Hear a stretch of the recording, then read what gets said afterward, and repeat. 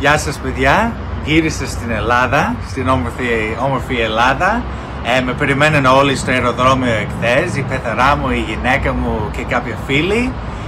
Είμαι πολύ χαρούμενος που γύρισα και εννοείται μου έχει φτιάξει η πεθαρά μου τα καλύτερα γεμιστά. Αυτό είναι, ελαδάρα μου. Οπότε, με ευχαριστούμε πάρα πολύ για όλη τη στήριξη. Μπήκα στο Twitter μετά και μ' άρεσαν όλα τα σχόλια και τα ωραία βιντεάκια και τις φωτογραφίες και τα λοιπά. Οπότε ευχαριστώ πάρα πολύ από την καρδιά μου για αυτό και δεν είναι το τέλος, είναι μόνο την αρχή. Εντάξει, σας αγαπώ όλους. Καλή συνέχεια.